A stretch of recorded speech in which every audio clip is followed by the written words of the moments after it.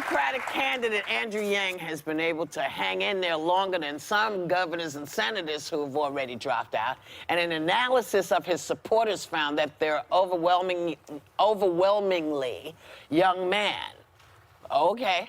So is the Yang gang this election? No, this election's Bernie Bros? No, this is the Yang gang. The Yang gang. Hey, no. Yang has about 2% more than I do. Okay, the guy is real. I'm sorry to say. Klobuchar, Booker, and Steyer. I like him. I like him a lot, but I don't see anything happening there. He's coming on the show. We'll ask him how he's doing, but he's doing fine. He hadn't had to drop out. Yeah, I know, but Biden is kicking all their butts pretty much. Well, he may be, but you know, the great thing about this is there are great ideas in all of these folks. Yeah. Everybody's got some great stuff to say, and so that we can suck it all together.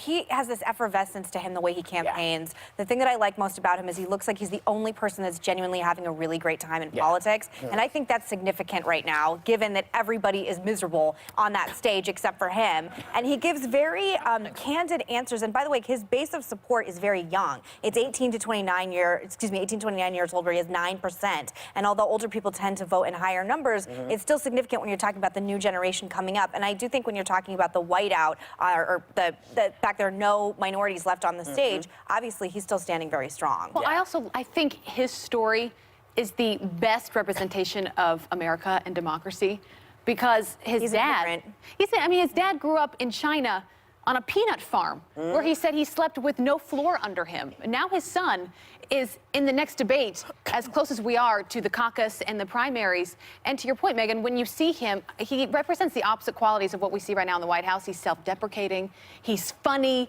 I think he's relatable to young people because he's talking about ideas that may not go anywhere, that maybe people aren't talking about now, but they will probably start talking about more people because talk about that. Talk about getting money back and saying to Amazon and all those big companies, "Hey, you need to come up with. You need to include us in this big party y'all having. I like his, without us." I like the dividend. You know, I think that's fine. But I don't know. I always feel like people are sort of trying to make Andrew Yang a thing.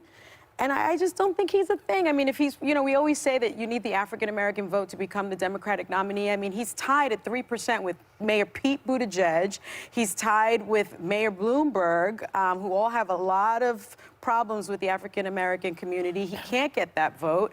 We don't know what he can. No, don't say that. Far, we don't know. We don't know because he's at. All we're hearing is what it isn't. He's still there. That's what is. But this is where he's at now. From a media blackout. He is not getting, we have talked about this many times on the show, that given where he is ranking and polling nationally, he should be getting the same amount of press as other candidates that are doing on the same level, and he has not. No. So with exposure has come, and again, he is still my dark horse VP pick. I'm going to keep saying it over and over again because he represents everything that the old guard is not. And the conversations we're having about automation in the United States of America and auto workers being put out of place in places like McDonald's, where you're just going to put in numbers and then your food's going to come out, that conversation is only being done on a debate stage because of this man. And I respect that as well. You know, don't underplay I don't understand why these people who are running don't do what Trump did.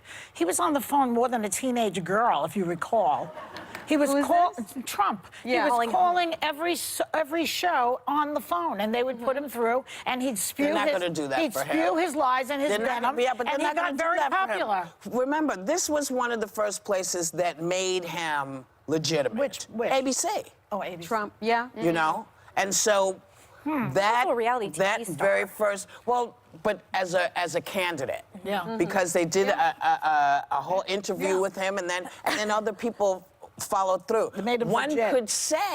One could ask the question, is it because he is a minority that he's not getting the attention that? Well, he's certainly creating a ton of excitement among his group of people. I think on social media, a lot of people are, you know, you've got the Yang Gang, and he has rallies. Something right. But I mean, is he going to really be the nominee for president? I think if you're Cory Booker, I don't think the nominee, I think VP dark horse, like I said, but I think if you're Cory Booker or Amy Klobuchar, you're sitting senators and you're polling beneath him, something about your message isn't resonating in the same way. And I just like grassroots candidates who are changing narratives, changing conversations. And I wish the media would give him more credit than he has been given. Well, let's all say, which we do on this show well. We say it ain't over till it's over. We don't know who's who, and I'm not counting anybody out until they're out.